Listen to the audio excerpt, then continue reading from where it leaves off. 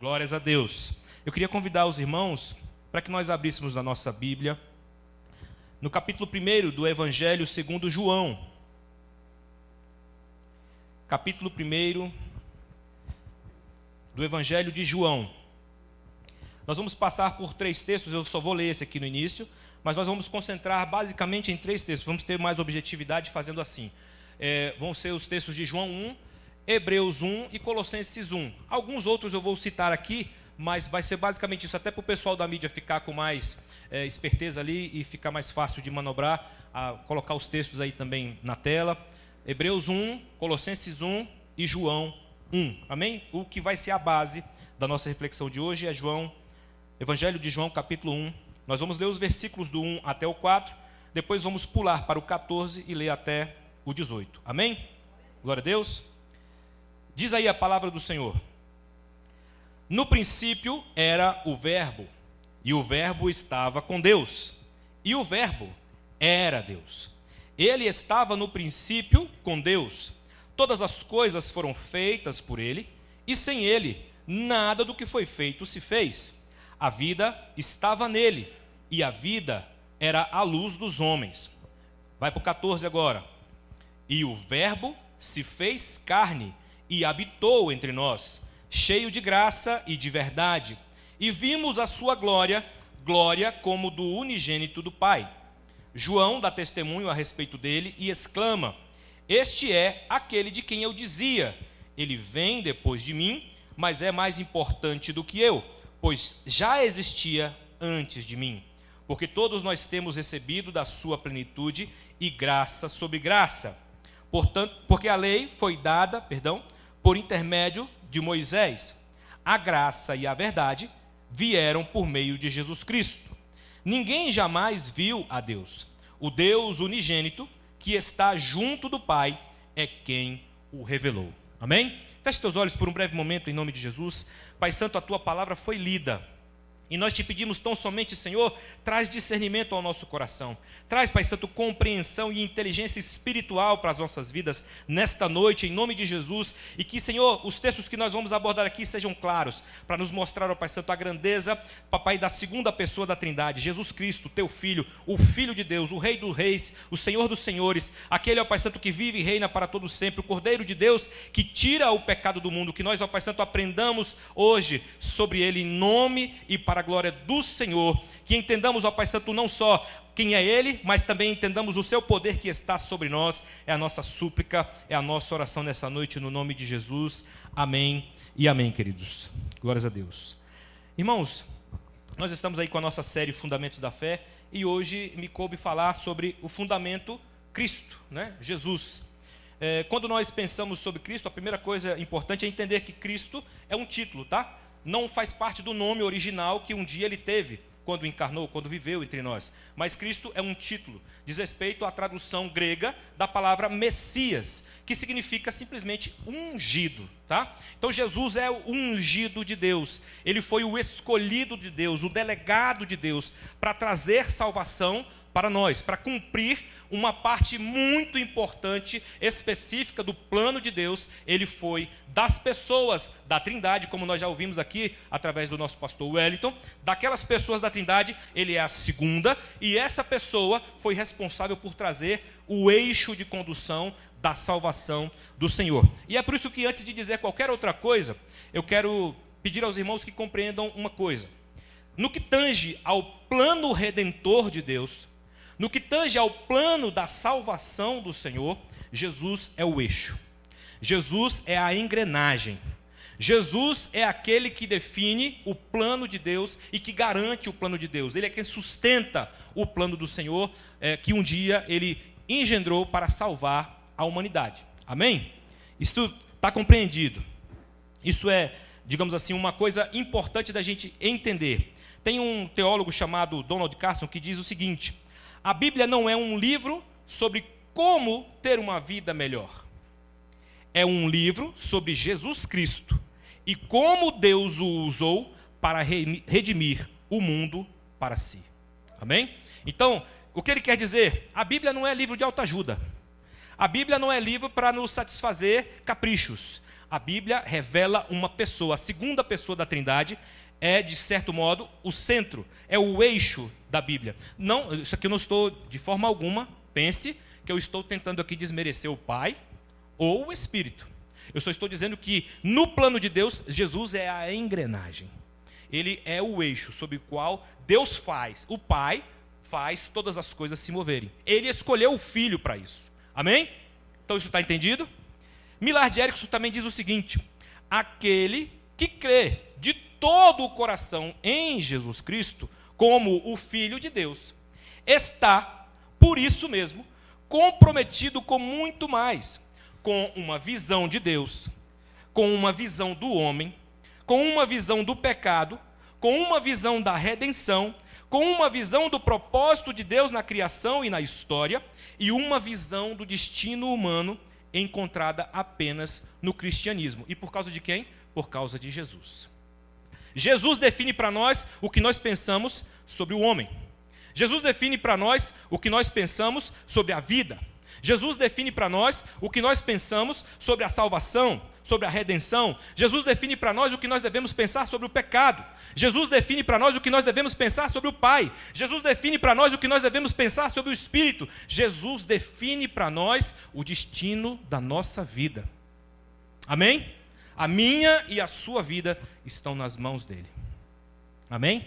É por isso que lá em João 3,16, eu quero fugir um pouquinho aqui do script só, diz o seguinte: porque Deus amou o mundo de tal maneira que deu o seu Filho unigênito para que todo aquele que nele crê não pereça, mas tenha a vida eterna. E sabe o que diz lá na frente no 18? Ninguém vai ser julgado, né? Porque, digamos, deixou de fazer coisas nesse mundo. Vai ser julgado se creu ou deixou de crer em Jesus. Amém? Então, o cerne da questão é quem é Ele para nós e qual é a nossa relação com Ele a partir do momento em que nós o conhecemos, que nós entendemos quem Ele é. Amém? Quando nós lemos aqui João, então, de 1 a 4, por exemplo, a primeira parte dessa nossa leitura inicial, o texto nos diz que no princípio era o Verbo, e o Verbo estava com Deus, e o Verbo era Deus. Esse texto define para nós uma coisa. A primeira lição que a gente vai aprender sobre Jesus hoje é justamente que Jesus é o Verbo eterno, co-criador com o Pai e o Espírito. Amém? Olha só o que diz na continuidade: ele estava no princípio com Deus, todas as coisas foram feitas por ele, e sem ele, nada do que foi feito se fez. Amém? Então ele é co-criador com o Pai. Ele estava lá no início de tudo, quando o Gênesis, ele diz lá: no princípio criou Deus os céus e a terra. A intenção do autor do Evangelho de João, o apóstolo João, era justamente conectar as duas coisas. No princípio era o Verbo, e o Verbo estava com Deus, e o Verbo era Deus. Todas as coisas foram feitas por ele, e sem ele, nada do que foi feito se fez. Há aqui uma clara intenção de ligar Jesus ao Pai como co-criador de todas as coisas. Então Jesus é o nosso Verbo eterno, ele é a palavra viva que nós recebemos do Pai. Amém? Ele estava como palavra de Deus, potencialmente destinada a encarnar desde todo sempre. Ele estava junto do Pai, criando junto com ele, assim como o Espírito Santo também estava lá, junto com o Pai eterno, criando todas as coisas. Amém? E João, ele, quando usa essa expressão, ele curiosamente, lá no grego, eu sempre falo aqui para os irmãos, quando eu cito o grego, é porque tem importância, amém? Então, nesse texto aqui em particular, o grego tem muita importância, porque ele diz enarque. Quando ele fala lá no grego enarque, isso significa que é no princípio, ou na primazia, nos primórdios de tudo, né? Era o Verbo já existia. O Verbo já estava com o Pai, e isso ecoa Gênesis. E ele completa: ele estava no princípio com Deus. E o verbo que é usado aqui, era, ren, no grego, também indica uma existência eterna, porque ele está no imperfeito contínuo. É como se estivesse assim, ó, uma coisa que está em plena continuidade, desde um passado imaginário, e agora ainda está presente, e vai continuar presente. Amém? Entendem essa ideia, essa perspectiva? Há aqui um mistério da Trindade, um mistério trinitário, onde a distinção das pessoas, o Verbo estava com Deus, não só como companhia, mas depois mostra uma identidade entre Deus, entre Jesus e o Pai, e o Verbo era Deus. Isso aqui está dizendo que Jesus ele é da mesma substância do Pai. E aqui eu faço uma dica apologética. Há Bíblias, por exemplo, das Testemunhas de Jeová, a tradução do Novo Mundo das Escrituras Sagradas, traz uma tradução alternativa. E diz assim, lá na tradução deles: no princípio era o verbo estava com Deus e o verbo era um Deus. Eles colocam um artigo indefinido que a gramática do grego não pede. E é curioso que o grego ele também coloca uma ordem inversa quando ele diz que theos hen hologos, ou seja, ele está dizendo, literalmente, se a gente fosse ler literalmente, seria na seguinte ordem: e Deus era o verbo. Isso indica que gramaticalmente, Deus aqui é uma qualidade dele. Tá? O verbo aqui não é uma coisa qualquer que está jogada aqui no texto.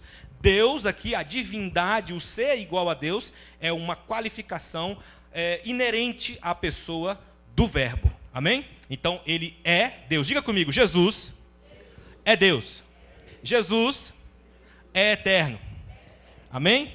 E Cristo também é não só o agente eterno da criação junto com o Pai, mas ele é a suprema autoridade. Amém? Pois nele foram criadas, diz Colossenses 1, 16 e 17, pois nele foram criadas todas as coisas, nos céus e sobre a terra, as visíveis e as invisíveis, sejam tronos, sejam soberanias, quer principados, quer potestades, tudo foi criado por meio dele e para ele. Ele é antes de todas as coisas e nele tudo subsiste. Amém? Quem é que sustenta todas as coisas então? Jesus. Amém? O Pai sustenta também? Sim. E o Espírito sustenta também? Sim, porque eles comunicam-se na divindade. É um só Deus, que se manifesta misteriosamente em três personalidades. O pastor Wellington já comentou aqui, né, como isso dá nó na mente da gente. Né? Não cabe na nossa racionalidade um escrutínio preciso, perfeito, de como isso funciona. Amém? A gente aceita esse mistério pela fé. Mas a gente entende o básico, o necessário, para que a nossa mente, né, aceite, acate e viva com isso de uma maneira consistente, de uma maneira resolvida. Amém? Então, Deus existe assim. Deus é assim. Ele é um Deus só que se manifesta em três pessoas. E hoje nós estamos aprendendo sobre quem? Sobre Jesus, a segunda dessas pessoas. Amém? Hebreus 1, 2 também nos diz: nesses últimos dias, Deus nos falou pelo Filho, a quem constituiu herdeiro de todas as coisas e pelo qual também fez o universo. Ou seja, Jesus, ele estava junto com o Pai. Deus estava, digamos, pedindo a colaboração do Filho, no sentido que Colossenses nos coloca. Muito obrigado, meu irmão. No sentido que Colossenses nos coloca aqui, é como se Deus estivesse contando com Jesus, Deus estivesse ali amparado por Jesus, o Pai e o Filho ombreados desde a eternidade, criando todas as coisas. O texto diz: nesses últimos dias nos falou pelo Filho, a quem constituiu o herdeiro de todas as coisas e pelo qual também fez o universo. Tem alguma dúvida se Jesus foi co-criador com o Pai, se ele é eterno igual ao Pai, se ele tem a mesma natureza do Pai? Não tem mais dúvida, né? Amém? Esses textos são suficientes para você entender isso? Amém? Jesus é Deus. Jesus é da mesma substância do Pai. Amém? Deus é todo-poderoso, é onipotente, é onisciente. Jesus também. Amém? E o Espírito Santo também. Isso vai ficar para outra ministração, que talvez seja na semana que vem, falar sobre o Espírito Santo. Amém? Mas a segunda coisa antes disso eu quero fazer uma aplicação devocional. Adorar Jesus como Criador muda a nossa relação com o mundo, muda a nossa relação com Ele. Ele é o Senhor do universo e o Senhor da nossa vida. Quando você pensa nele a partir dessa perspectiva, muda alguma coisa no modo como você pensa nele, no modo como você canta os louvores para Ele, no modo como você percebe a vida com Ele sendo sua companhia, com Ele sendo o seu guardador, o seu guardião. Amém? Então reflita sobre isso. O que muda para você, sabendo que Jesus é co-igual a Deus, que Ele é eterno, que Ele é co-criador, que Ele é o Filho que expressa o plano do Pai sobre a eternidade e sobre a salvação. Amém? Glórias a Deus. A segunda coisa, meus queridos, que nós hoje devemos aprender sobre Jesus, que está aqui expresso nesse texto também, de João, os versículos 4 e 5, vão nos dizer o seguinte. João 1, 4 e 5. A vida estava nele, e a vida era a luz dos homens. Até aqui nós lemos no início, amém? Mas na continuidade o versículo 5 vai dizer ainda: a luz resplandece nas trevas, e as trevas não prevalecem contra ela. O que está sendo dito aqui é que Jesus, ele é a luz que nos ilumina. Ele é aquele que traz iluminação para a nossa vida sombria, para aquilo que está escuro em relação ao nosso entendimento. Então Jesus, ele é dito lá em João 14,6, eu sou o caminho, a verdade e a vida. Ninguém vem ao Pai a não ser por mim. Por quê? Porque ele é a luz. A Bíblia também diz, conhecereis a verdade e a verdade vos libertará. Por quê? Porque a verdade é ele. Ele é a luz da verdade que desceu do céu para nos instruir, para iluminar o nosso caminho, para iluminar o nosso entendimento. Porque Jesus é a revelação suprema de Deus. Jesus, ele é aquele que desceu do céu para nos mostrar o Pai. Amém?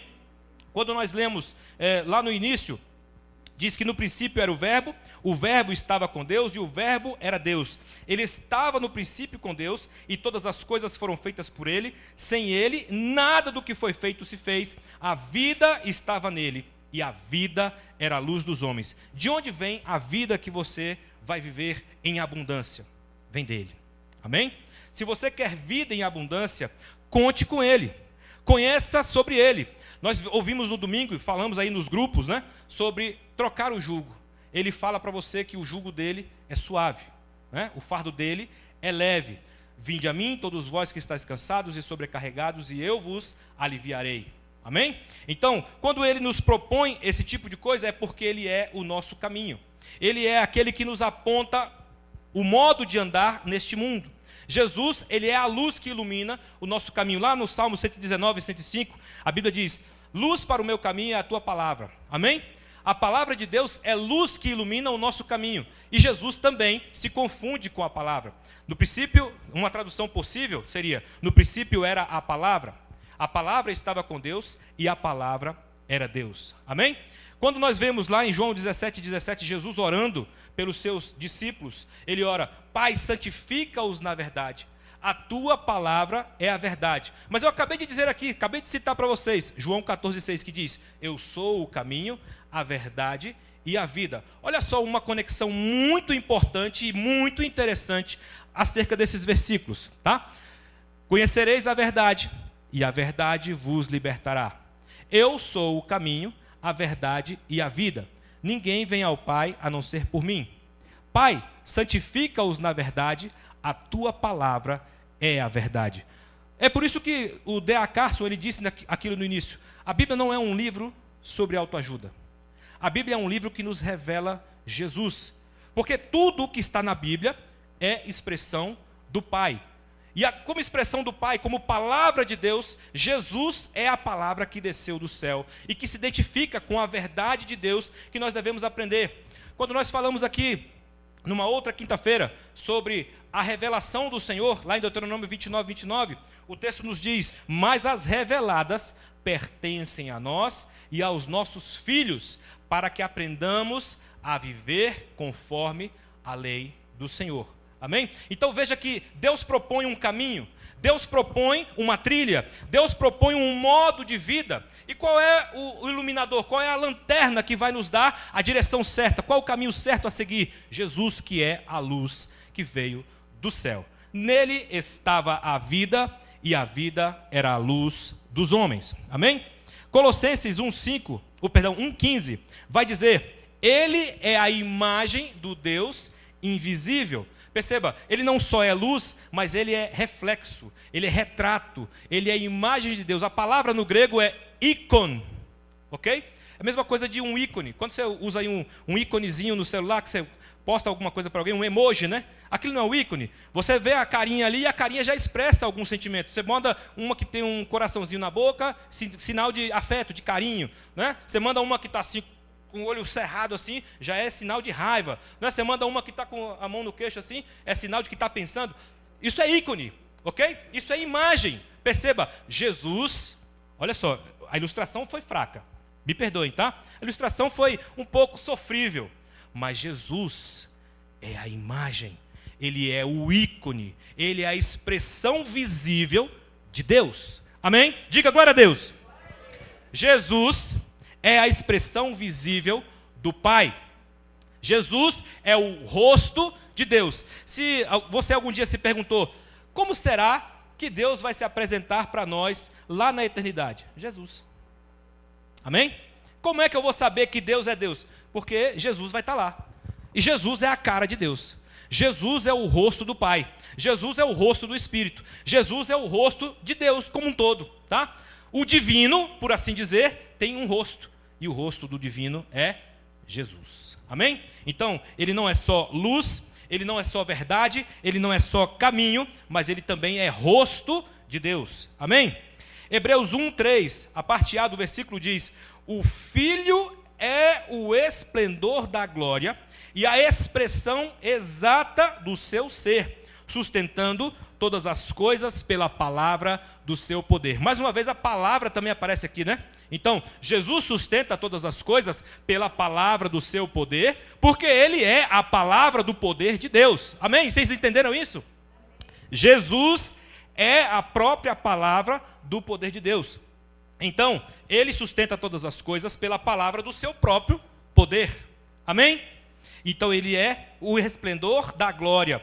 Veja, quem é que resplandece a glória de Deus para nós? Jesus. Amém?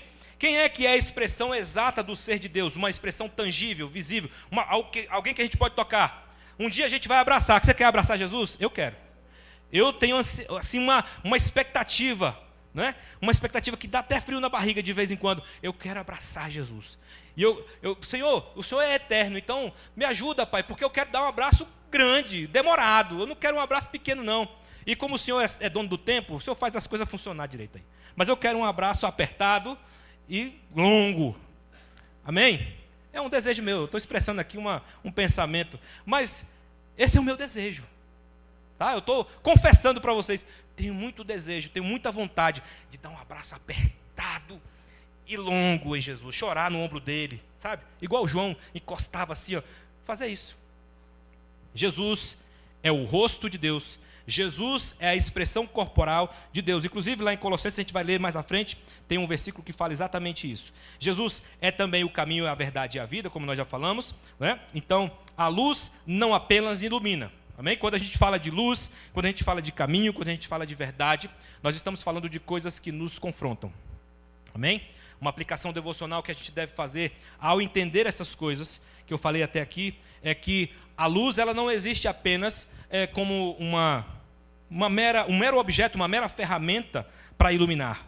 A luz, ela mostra a clareza das coisas. E quando ela mostra a clareza das coisas, ela pede atitude. Ela pede reações. Quando você está andando no escuro, você não sabe o que está te ameaçando. Você não sabe onde pegar alguma coisa que seja benefício para você. Mas se você tem iluminação, você foge do perigo e você pega aquilo que você precisa. Porque você sabe onde está. Amém? Então, você tem que entender, nós temos que entender, que quando Jesus ele se apresenta para nós como luz, ele também está nos confrontando, porque a luz, ela justamente prevalece contra as trevas. E a Bíblia diz nesse mesmo texto, que as trevas nunca prevalecerão contra Jesus. Amém? Hoje, talvez, outra reflexão importante, que eu nem tinha pensado em dizer, mas talvez venha ao caso. Talvez haja zonas sombrias no nosso interior. Talvez haja zonas sombrias no nosso modo de viver atual. Talvez haja algumas coisas que a gente ainda não colocou no lugar devido. Talvez tenha algumas coisas que ainda estão mal iluminadas na forma como a gente está entendendo e vivendo as coisas. E é preciso que a luz de Jesus venha com força. Amém? Para que a gente veja o que precisa ver. Peça a Jesus discernimento. Jesus, abre o meu entendimento. Abre o meu coração. Lança a luz sobre os meus caminhos. Uma oração importante e útil, talvez seja orar como Davi, né? Senhor, vê se há em mim, sonda-me, né? Vê se há em mim algum caminho mau, né? E guia-me pelo caminho. Jesus não é o caminho? Guia-me pelo caminho eterno, pelo caminho direito. Amém? Glórias a Deus. A terceira coisa, meus queridos, que nós vamos aprender hoje, de 5, tá? Eu estou querendo aqui ser bem objetivo hoje, para não correr o risco de acontecer o que aconteceu com Deus, porque Deus é um assunto grande, Jesus é um assunto mais objetivo, mas eu quero que você saia daqui alimentado, que você saia daqui conhecendo realmente algo importante e relevante sobre Jesus. Portanto, a terceira coisa que nós vamos aprender hoje aqui é que Jesus é Deus e homem ao mesmo tempo, tá? Ele é perfeitamente Deus e ele é perfeitamente homem. Isso, na doutrina, isso é um fundamento de perspectiva doutrinária do cristianismo. Nós não podemos entender Jesus sem compreender essa faceta, esse aspecto de como Jesus é, de como Jesus existe, de como Jesus se apresenta para nós como uma realidade revelada. Amém? Então, nós ouvimos o pastor Wellington aqui falando sobre trindade. Ele falou sobre o nó que dá na mente, falar sobre um só Deus que se apresenta, ou que existe como três pessoas distintas. Agora eu vou trazer uma coisa que complica ainda mais. Não só Deus é um, revelado em três pessoas, mas uma das pessoas é tanto Deus quanto é homem. Amém? Você aceita isso pela fé? Está revelado, está dito na palavra. Amém? Isso também não é fácil da gente entender, não é fácil da gente assimilar racionalmente falando, ok? Mas é como a Bíblia nos apresenta Jesus. E a Bíblia é o texto da autoridade. Ela existe, nós falamos aqui no início, justamente para revelar parcialmente esse mistério. É claro que a Bíblia não esgota, tá, os assuntos que ela revela. Amém? Ela revela o suficiente para nós podermos trilhar o caminho até o Senhor. Amém?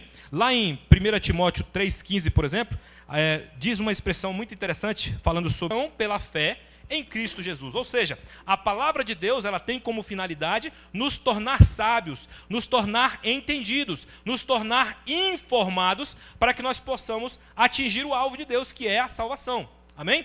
O Senhor deseja nos salvar. O Senhor deseja salvar a mim, deseja salvar a você. Quem não for salvo, não será porque não quis. Não rejeitou o plano de Deus, rejeitou a vontade do Senhor, simples assim. Amém? É isso que a Bíblia revela, tá? Ela revela que quem não for salvo não o será, porque rejeitou Jesus. Quem clamar por Jesus com honestidade, quem de coração, né, ou abrir o seu coração, quem abrir de fato a sua vida, a porta do seu coração para Jesus entrar, Apocalipse 3,20 diz: eis que eu estou à porta e bato.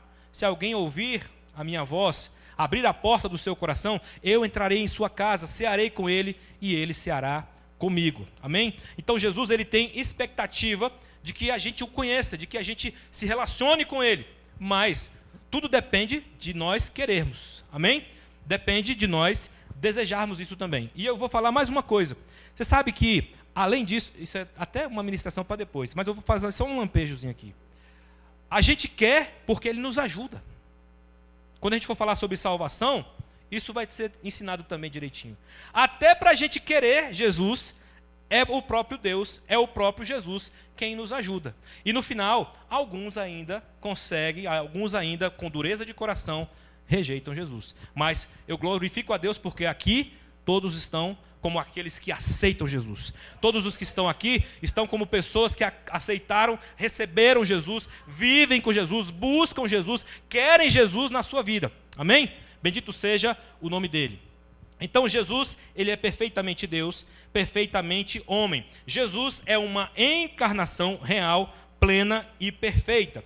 Agora vamos para o versículo 14 de João 1, quando ele nos diz assim: o verbo se fez carne e habitou entre nós, cheio de graça e de verdade, e vimos a sua glória como a do unigênito do Pai. Então, o verbo, aquele mesmo verbo que estava lá na eternidade com o Pai, que criou todas as coisas com o Pai, que é a luz do mundo, tá? É a luz dos homens, esse mesmo verbo, a Bíblia diz, ele encarnou.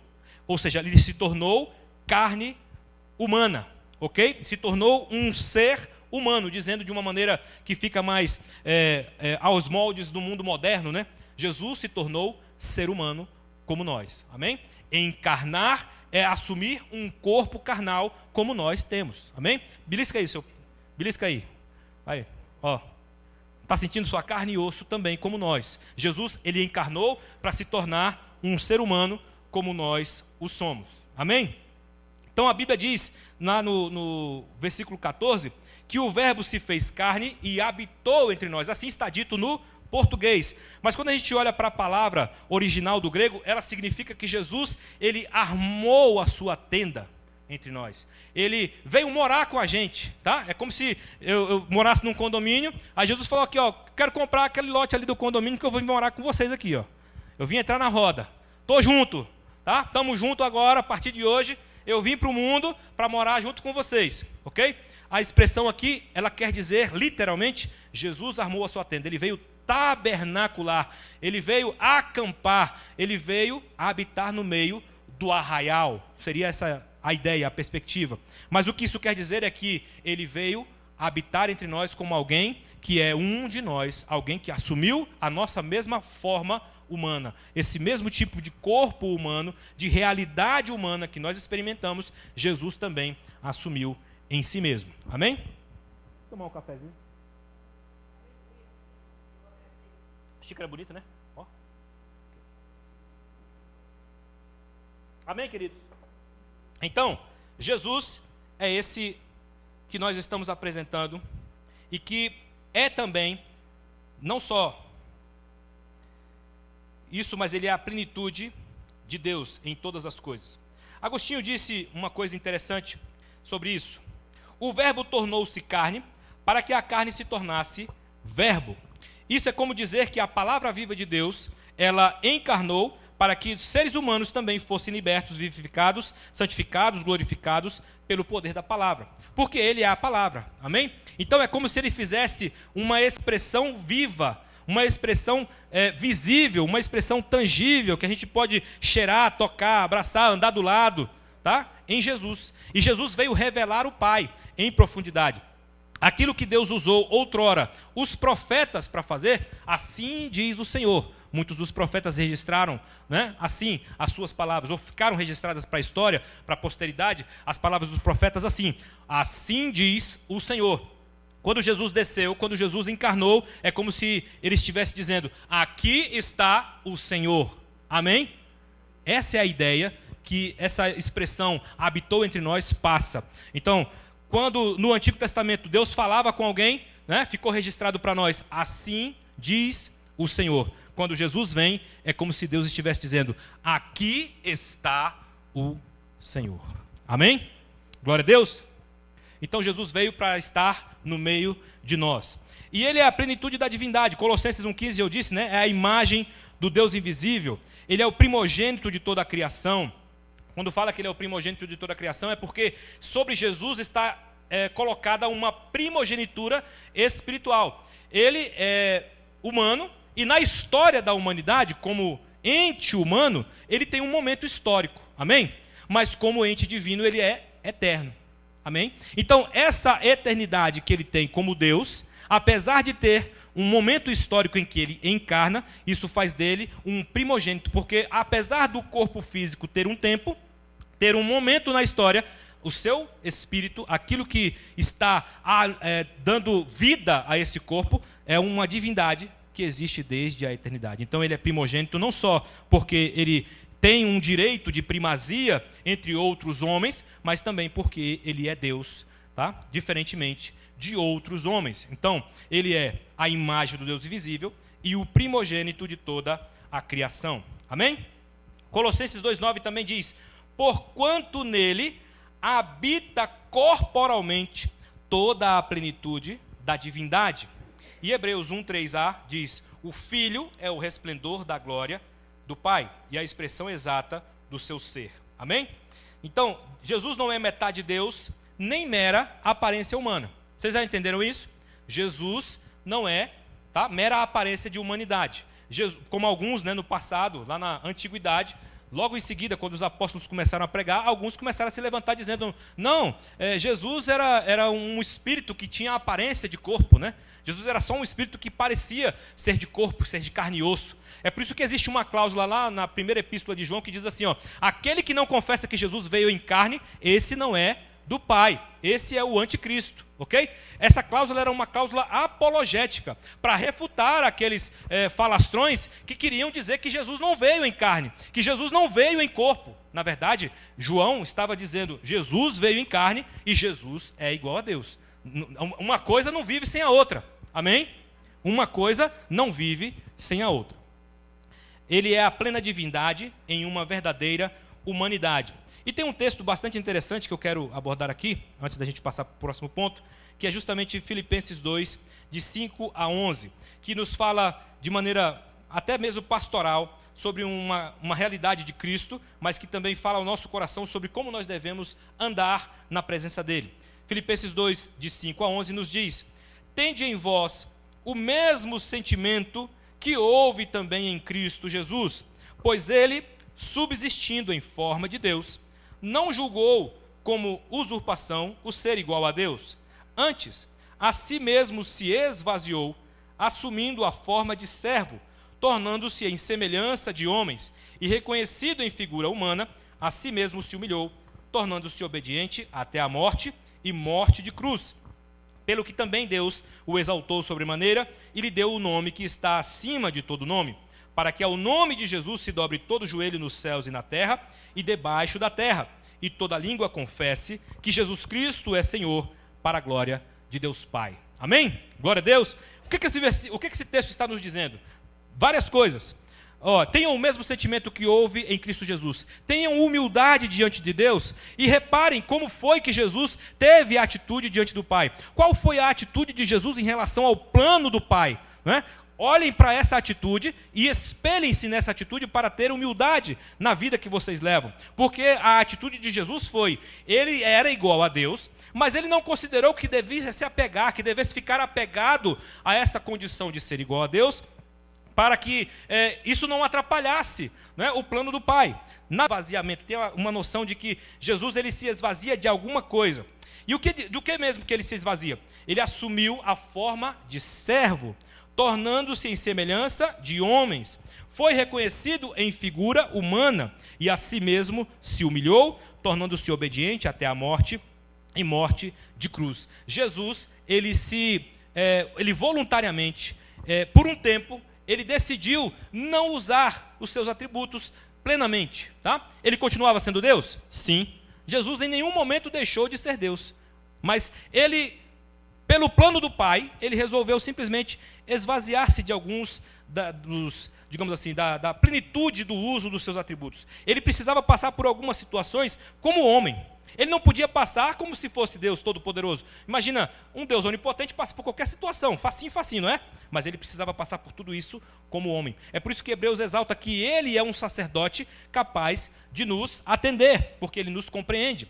Ele nos encontra como iguais. Ele sabe qual é o tipo de fraqueza que qualquer ser humano vive na vida. E é por isso que ele é um sacerdote adequado. Mas aqui o texto também diz que ele aceitou a morte e morte de cruz. Perceba que Jesus ele estava cumprindo o plano do Pai, ele se humilhou, ele se esvaziou da sua glória celeste, não no sentido de que ele deixou de ser Deus, mas simplesmente da glória, de toda o aparato majestático, de todas as circunstâncias, né, que envolvem o ser divino lá na glória celeste. Jesus abriu mão disso. Ele resolveu descer, ele resolveu andar conosco no pó da terra, ele sujou os pés, ele lavou os pés de alguns e ele esteve conosco. Ele escolheu que fosse assim para cumprir o plano do Pai. Amém? E é curioso que lá no Getsemane isso fica expresso também, né? Quando ele está lá naquela agonia, antes da cruz, né? Quando ele teve que escolher sobre o que fazer a respeito do plano do Senhor, ele ora ao Pai, mais ou menos assim: Senhor, se possível for, passa de mim este cálice. Todavia, se não for, seja feita a tua vontade. Quando Jesus esteve diante da pressão da cruz, ele decidiu ir para a cruz para salvar a mim e a você. É justamente isso que Filipenses está nos dizendo. Ele se humilhou a si mesmo, tornou-se obediente até a morte e morte de cruz. E justamente porque ele cumpriu todo o plano do Pai, o Pai lhe deu um nome que está acima de todo nome. Para que ao nome de Jesus se rendam todos aqueles que estão nos céus, na terra, debaixo da terra, e toda a língua confesse que Jesus Cristo é o Senhor, para a glória de Deus Pai. Amém? Então, Cristo, como diz um teólogo chamado Karl Barth, Cristo é a humildade de Deus incorporada na natureza humana. Amém?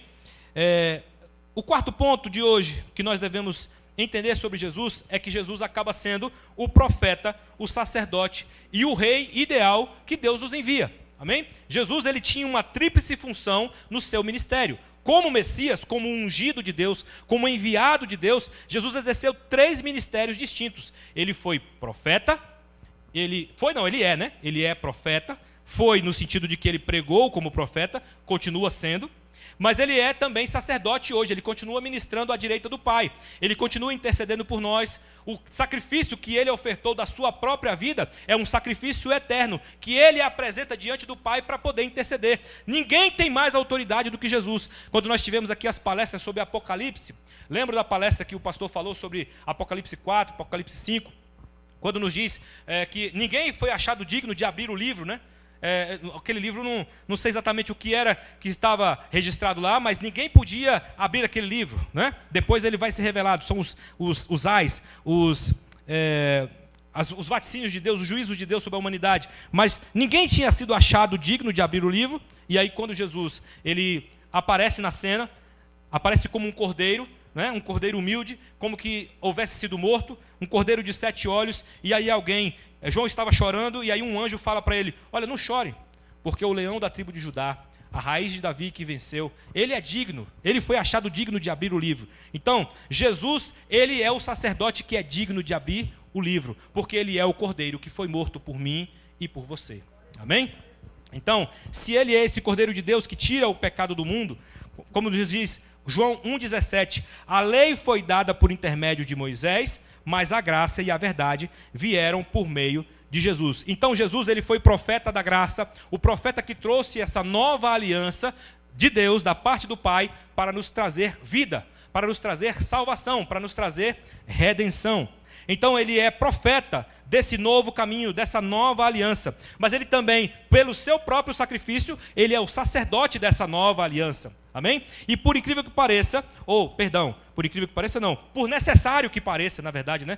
Por óbvio que pareça, Jesus também é rei. Amém? Nessa mesma condição de rei, Jesus pode ser dito dele que ele é o novo Moisés como profeta, ele é o novo Arão, e tem até uma cláusula de Hebreus que diz que ele é segundo a ordem de Melquisedeque. É um mistério também, que não vem ao caso entrar em detalhes, mas é assim que a Bíblia fala. Então ele é um novo sacerdote, é o sacerdote da nova aliança, e ele também é o novo Davi. Ele é da descendência de Davi, mas ele é rei dos reis e senhor dos senhores. Davi foi rei de Israel, o maior rei de Israel, o rei mais famoso, o rei mais amado de Israel, o rei que construiu Israel de fato. E Jesus é da descendência de Davi. É por isso que ele é a raiz de Davi, como diz lá no Apocalipse. Ele então é profeta, ele é sacerdote e ele é rei. Ele é o rei dos reis e o senhor dos senhores. Amém? 1 de Pedro vai colocar para a gente uma cena, uma forma de entender isso que Jesus fez por nós, de uma maneira muito contundente, de uma maneira muito expressiva, quando ele diz o seguinte, lá 1 de Pedro 1, de 18 a 21, nos diz assim: pois vocês sabem que não foi por meio de coisas perecíveis, como a prata, o ouro, que vocês foram redimidos da sua maneira vazia de viver, que lhes foi transmitida por seus antepassados, mas pelo precioso sangue de Cristo, como de um cordeiro sem mancha e sem defeito, conhecido antes da criação do mundo, revelado nesses últimos tempos em favor de vocês. Por meio dele vocês creem em Deus, que o ressuscitou dentre os mortos, e o glorificou, de modo que a fé e a esperança de vocês estão em Deus. Amém? Que texto, né? Está conectando tudo, vocês estão percebendo aqui as conexões de tudo junto, alinhadinho, tudo junto, combinando em relação ao que a gente está dizendo desde o início.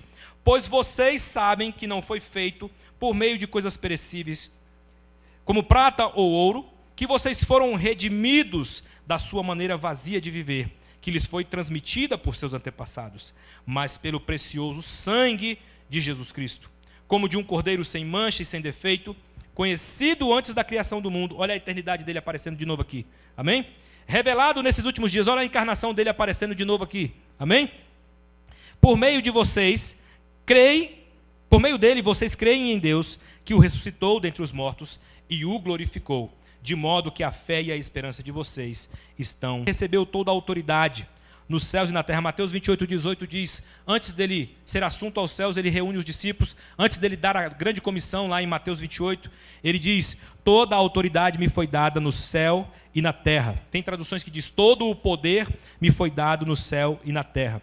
Colossenses 1:18 também nos diz, ele é a cabeça do corpo da igreja. Ele é o princípio, o primogênito entre os mortos, para em todas as coisas ter a primazia. E justamente porque Jesus adquiriu esse poder, porque Jesus ele justificou esse poder, porque Jesus justificou esse seu modo de agir por nós, ele conquistou o direito de ser o Cordeiro, né, que nos tira todo o pecado. Ele é aquele que representa Deus para a salvação. Ainda no prólogo da revelação, né, nós vemos que João ele está dizendo que no princípio o verbo estava com Deus, e o verbo era Deus, e que o verbo depois se fez carne, e vimos a sua glória, glória como do unigênito do Pai, cheio de graça e de verdade. Jesus veio para revelar graça sobre graça. Então, o que nós precisamos hoje? Graça. O que é que você precisa? Graça. Lembra da fala da Kelly aqui? Está com fraqueza, está se sentindo confuso, está se sentindo atacado por Satanás. Graça de Deus é o que você precisa. Amém? Ele veio para revelar graça sobre graça para mim e para você. João 1:16 e 17 diz, porque todos nós temos recebido da sua plenitude e graça sobre graça, porque a lei foi dada por intermédio de Moisés, mas a graça e a verdade vieram por Jesus Cristo. Então ele veio para nos redimir, para fazer a revelação da salvação de Deus mediante uma confiança integral nele. Você quer receber todos os benefícios que Jesus conquistou, não só pela sua encarnação, não só pela obediência ao Pai, não só por sua morte de cruz, mas também por sua ressurreição, que consuma todas as coisas relativas a esse plano de Deus? Você quer receber? Então, coloque toda a sua confiança nele. Amém? Fé é fundamentalmente confiança. A salvação pela fé, que nos justifica em Deus, é baseada numa confiança nele. Fé tem vários sentidos, mas o sentido da fé para salvar é confiar no mérito de Cristo. Confiar no que Cristo fez. E o que foi que ele fez? Ele humilhou-se a si mesmo, ele abriu mão da glória celeste, né? Ele se deixou morrer na cruz, e foi por quê? Para fazer o plano do Pai acontecer, para obedecer à vontade do Pai e para salvar a mim e a você. Para revelar na minha e na sua vida graça sobre graça, graça e verdade. Amém? Ele remove a culpa, ele reconcilia com Deus, ele concede vida eterna a todos aqueles que creem nele e confiam nele de todo o seu coração. Esse é o Jesus da nossa fé. Tem tantas outras coisas para falar sobre ele, mas eu acredito que isso que nós falamos até aqui é suficiente para a gente ter uma ideia de quão importante é que a gente conheça de Jesus, que a gente abra a palavra e busque conhecer tudo que há revelado na palavra sobre Jesus, porque as conexões nos falam que ele é um Jesus que é eterno Criador, ele é a luz reveladora da graça de Deus, ele é Deus e homem ao mesmo tempo, ele é profeta, sacerdote e rei, ele é o Redentor absoluto. Diante dessa revelação do que Jesus é, né, não há nenhuma outra postura diferente para nós, não há nenhuma outra escolha para nós, senão nos render a Ele. Amém? Eu fiz uma ministração no Farol, em que eu falava basicamente, fundamentalmente, sobre rendição a Cristo. E acho que é uma das coisas que a gente mais precisa falar nesses tempos. Tempos em que o mundo está confuso, tempo em que o mundo está conturbado. Falamos ontem nos grupos, né, sobre as pressões que o mundo nos coloca. E nesse mundo conturbado, nesse mundo de valores distorcidos, neste mundo que nos amassa, que nos traz muitas coisas ruins, que coloca muitas verdades confusas no plano social, e a gente muitas vezes cede e acolhe, deixa-se enredar por armadilhas que o mundo coloca. Nesse mundo que nós estamos vivendo, a coisa que é mais importante é rendição a Cristo. Render a nossa vida integralmente a Ele, totalmente a Ele, sem reservas a Ele. Teve um pastor que uma vez falou uma expressão que eu gosto muito: se abandonar aos cuidados de Cristo. Amém? Você está disposto a se abandonar aos cuidados de Jesus? É isso que Ele espera, nada menos do que isso. Assim como Ele se rendeu ao Pai, assim como ele se rendeu para cumprir a vontade de Jesus. Gostaria de orar com os irmãos, em nome de Jesus.